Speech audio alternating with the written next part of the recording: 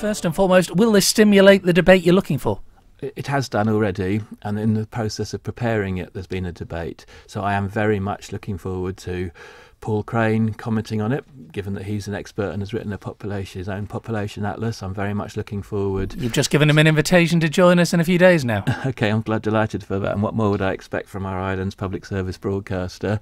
And I'm looking forward to third sector organisations, trade unions, other government departments getting more involved, because what we've got is a discussion document. We need now to revisit the policies. There's probably 10 policies in our government programme that address the issues and the policy response options that we've got in the white paper. Now we've got to choose whether or not we add in extra ones or intensify some of those that we've already got. When you say policies and policy options, they're all challenges really, aren't they? Well, they're very much so.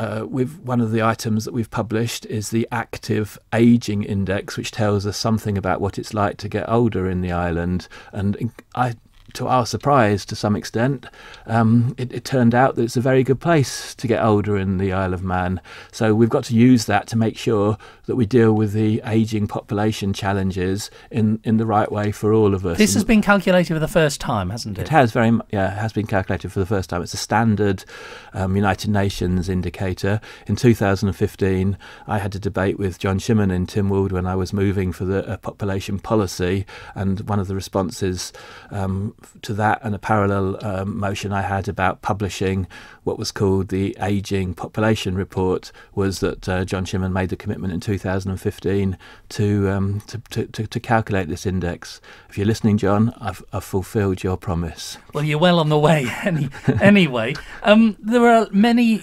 assumptions, are there not, though, being made in this document? Completely. That's what it's all about. Is that the intention, is it? You can't go into the future without an assumption about what's going to happen in the future. So what we've done for the first time is we've got various projection assumptions. So that we've assumed with the figures we've presented there's migration either of 0, 500 or 1,000, and we can vary that if people want other estimates.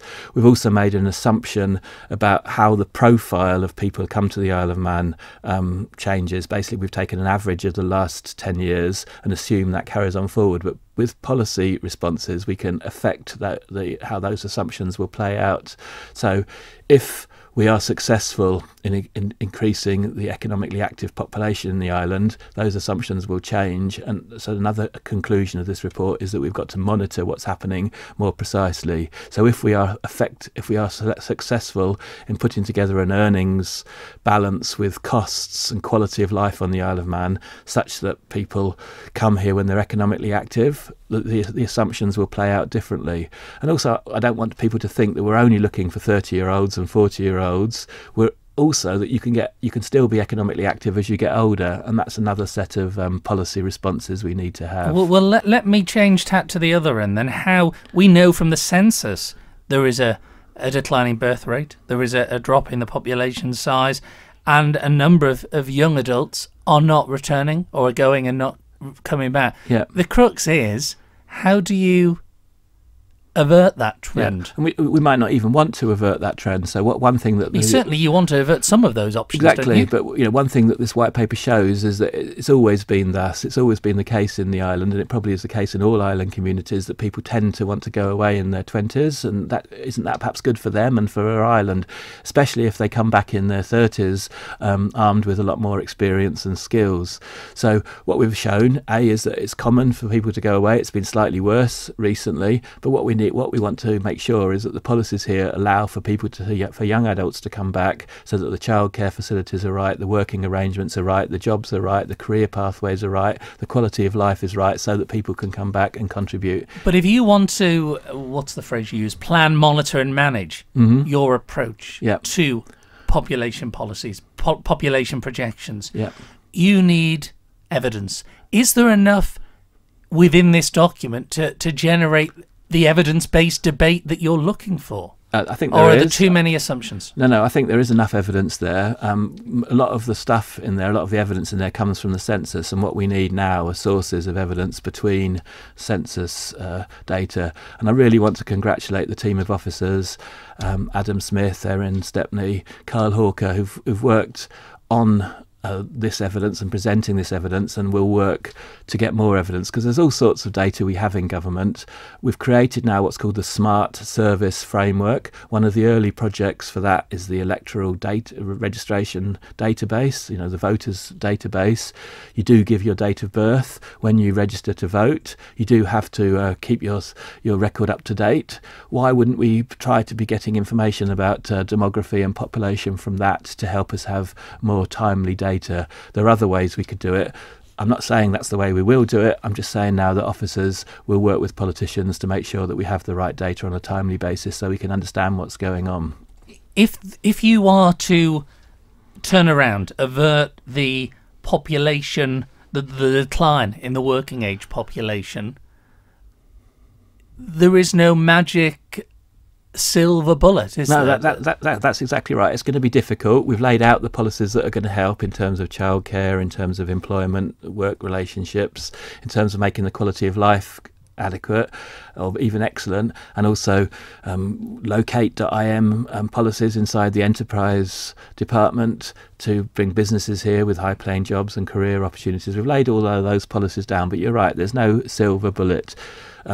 I'd say the most likely migration forecast is the 500 a year, but if we're successful we'll get it up to 1,000 a year migration, and if we're not successful the population might even decline. So what this white paper also lays out are population projections. We're 5,000 people behind the projections that were made last time. In 2036, if we have zero migration, we'll have roughly the same population we have now, but it'll be much older. If we have 500 a year, it'll go up to around 90,000. If we have 1,000 a year, it'll go up to 100,000. And depending on the nature of the migration, the age profile will have a younger median age or an older median age. Certainly government now has the evidence. Certainly government has now shared that evidence with everybody outside in society, and I really do hope the business will work together with politicians and the interest groups in the island, and we can do what's right. Obviously there's a risk to growing the population from the infrastructure, from the environment, from social cohesion, but it's up to politicians to make sure that the Manx public is happy with the choices that we're making, and the one way to make people happy is to make sure they understand the choices as they're making them. Well, let me ask you finally now then, if you've got all this information, what the devil are you going to do with it? Because the devil is in the detail, isn't it? Very much so. Action is what matters for a politician. Action is what matters for a society. So we had a very interesting debate a week or so ago when David Cretney called for an older persons champion. A lot of people were sympathetic to David Cretney's call. But I think why they were sympathetic is they wanted to be absolutely sure that we had the right policies for older people. It's my job now, given the amendment that was I seconded, to make sure that people understand that government does have the right policies for an older generation, and that goes all the way through society. It does, doesn't it? We need an action plan for all of us, so we need to know exactly what we're going to do for employment. But it's 2018, we've got that in place already, haven't we? I think we have. I think the programme for government has got the right set of policies and the right set of action points. We've just got to make sure that everybody in government works together and that we take society with us, because there's no point having the right policies if they're voted down later. Let me ask you one more question, actually. Future challenges. On a personal note, as a minister, is the one priority for you that you believe is the most important challenge which lies ahead? There isn't one. There are about 3 or 4 absolutely major challenges. We've got to deal with public service pensions legacy, because incomes for older people come from pensions, and we've got to make sure that the older people have those pensions and that younger people can have similar pensions when they get to that age. So we've got a report coming soon on intergenerational fairness as well. That will be out in a couple of months, no later than a couple of months. Second major challenge is getting the economy working again, and that's all to do with population, because if there are more people here feeling more confident, they'll be spending more, and it'll be easier to run leisure facilities and hospitality facilities, and that's what this government has to be all about.